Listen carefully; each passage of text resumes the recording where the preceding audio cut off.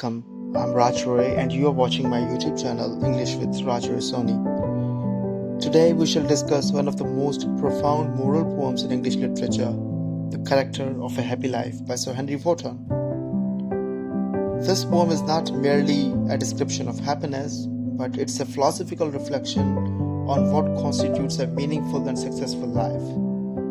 Instead of defining happiness through wealth, social status, fame or political power, Wotton presents a model of happiness rooted in virtue, self-mastery and independence and spiritual contentment. This poem belongs to the 17th century, an age marked by political competition, social ambition and religious consciousness.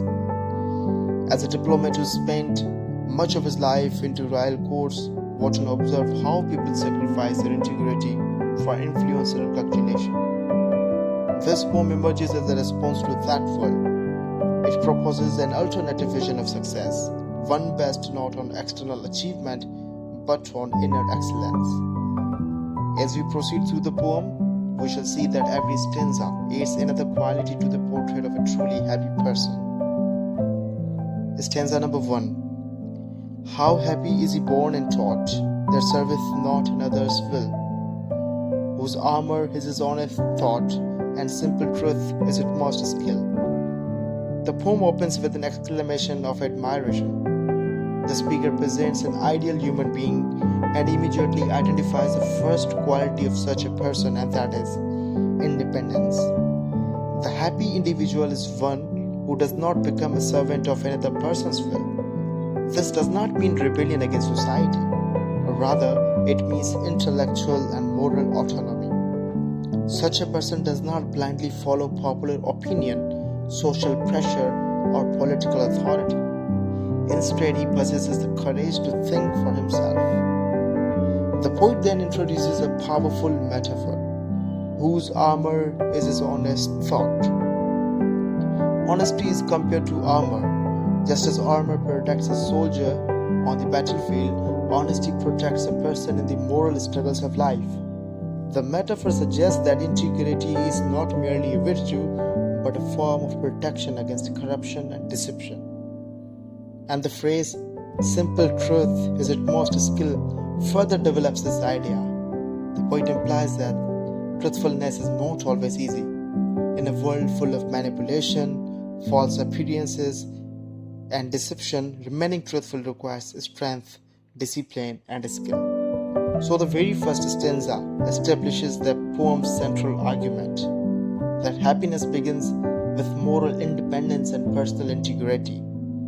The poet rejects conformity and presents honesty as the foundation of a fulfilled life. Stanza number 2. Whose passions not his masters are, whose soul is still prepared for death, untied into the world by care of public fame or private breath. Having established honesty as the first requirement of happiness, the poet now focuses on self-control. The phrase, whose passions not his masters are, suggests that a happy person governs his emotions rather than being governed by them. Anger, greed, jealousy, pride, and ambition does not dominate his action. He remains rational and balanced. And the next line introduces the idea of mortality, whose soul is still prepared for death. This time the poet is not advocating pessimism, rather he suggests that awareness of death encourages wisdom. A person who understands the temporary nature of life becomes less attached to superficial concerns. And this idea is reinforced in the final 2 lines of the stanza.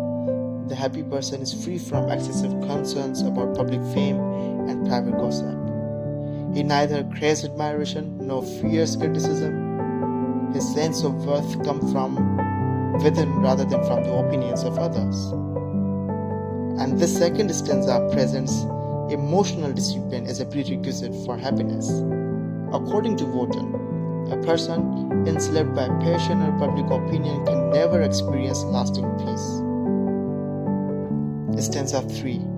Who envies none that chance doth raise, nor wise, who never understood how deepest wounds are given by praise. No rules of state, the rules of good. In this stanza, the poet turns his attention towards ambition and envy. The happy person does not envy those who rise to power through luck or through immoral means. He understands that worldly success is often temporary and unreliable. And particularly striking is this statement: how deepest wounds are given by praise.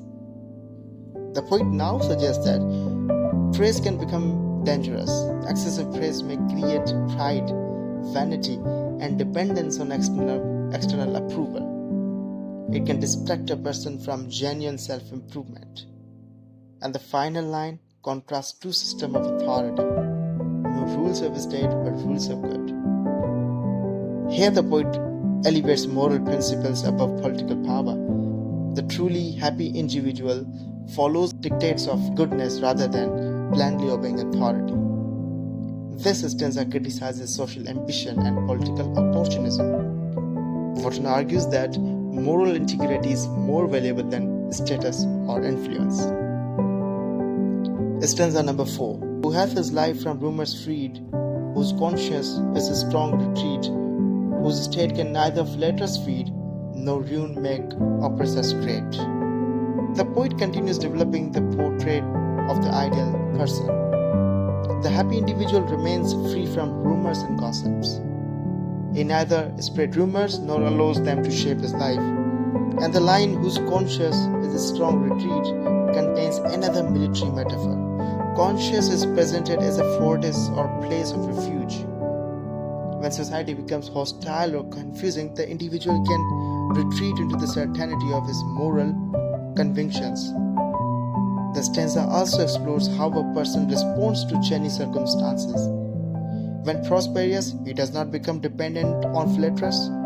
When unfortunate, he does not submit himself to oppressors. His character remains stable regardless of external conditions. So this stanza highlights the importance of inner stability. True happiness arises when one's identity is grounded in conscience rather than circumstance. Stanza number 5. Who God doth late and early pray, more of his grace than gifts to lend, and entertains the harmless day with a religious book or friend. The poet now introduces the spiritual dimensions of happiness. The happy person prays regularly, but his prayers differ from those of ordinary people. He does not ask primarily for wealth, power, or material blessings. Instead, he asks for God's grace, guidance, and wisdom. The distinction between grace and gifts is significant. Gifts are temporary possessions, whereas grace transforms character. And the final line depicts a life of simplicity and balance.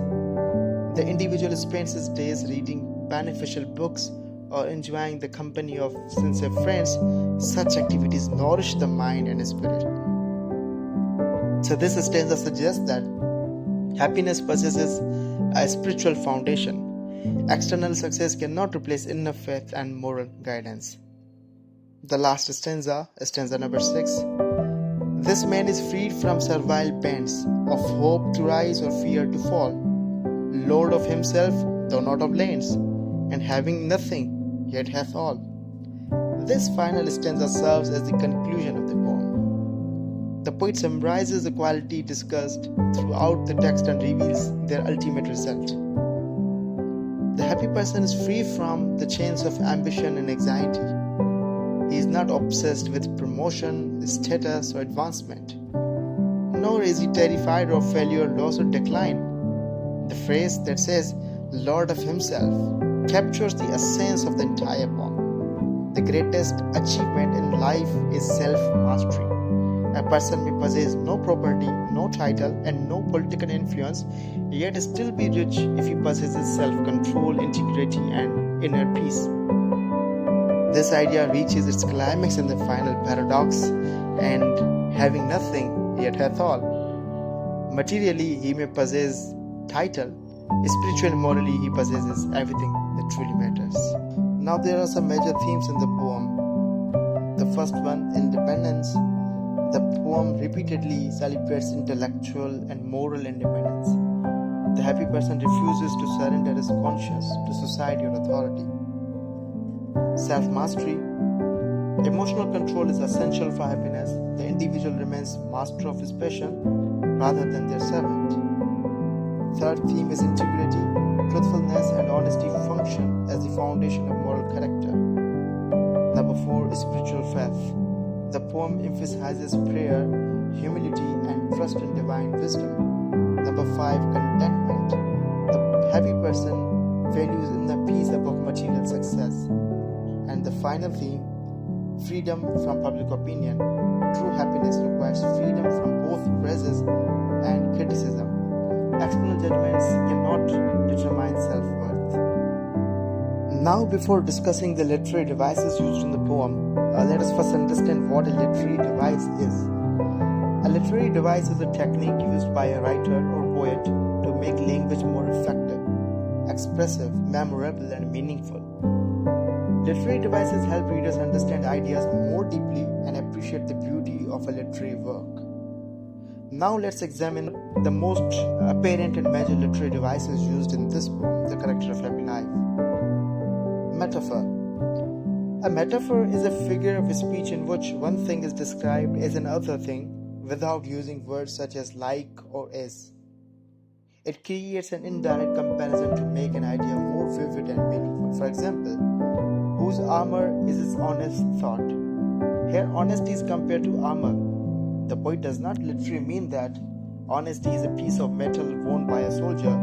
Instead, he suggests that honesty protects a person just as armor protects a warrior during battle. Another example is whose conscience is a stronger retreat. Here, conscience is compared to a fortress or place of safety. Whenever the individual faces difficulties or temptations, he can rely upon his conscience for guidance and protection. A third example of metaphor appears in the last stanza. This man is freed from servile bands. The word bands refers to chains or ropes. The poet compares ambition and fear to chains that imprison a person. These metaphors help the reader understand that happiness is achieved through inner strength rather than external possessions. Anaphora. Anaphora is the repetition of a word or phrase at the beginning of successive lines, clauses, or sentences. Poets use anaphora to create emphasis, rhythm, and unity. For example, notice how many lines begin with the word who and whose. For example, whose armor is his honest thought, whose passions not his masters are, whose soul is still prepared for death, who envies none that chance doth raise. This repetition continues throughout the poem, and this repetition makes the poem sound like a list of virtues. Each new line introduces another quality of the ideal person. As readers, we gradually build a complete picture of a happy man. This repetition also creates a musical rhythm that makes the poem easier to remember. Alliteration. This is the repetition of the same consonant sound at the beginning of nearby words. Poets uses alliteration to create musicality, emphasis, and beauty in language. For example, grace and gifts. The repeated just sound creates a pleasing effect. Another example is Lord of himself, thou not of lands. The repeated L sounds gives the line smoothness and elegance. And this alliteration makes important ideas stand out and helps the poem remain memorable in the reader's mind. Juxtaposition. It's a literary device in which two contrasting ideas, characters, situations, or qualities are placed side by side to highlight the differences. For example, throughout the poem, the poet describes the happy man. However, by describing what the happy man is, he indirectly suggests that what the unhappy man is not. The happy man controls his emotions, follows conscience, ignores fame, remains content. The implied unhappy man is controlled by emotions, chases power, craves praise, fears criticism. So this contrast strengthens the poem's moral lesson and helps readers clearly understand the poet's idea of true happiness. Paradox. A paradox is a statement that appears contradictory at first but contains a deeper truth. For example, and having nothing yet hath all. At first glance, this statement seems impossible. How can a person have nothing and yet possess everything? The poet means that although a person may lack wealth, property, and status, he possesses inner peace, self-respect, faith, and contentment. These qualities are more valuable than material possessions.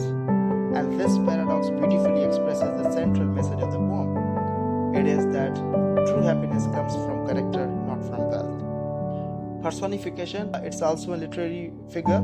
It's a figure of speech in which human qualities are given to non-human things, ideas, or abstract concepts.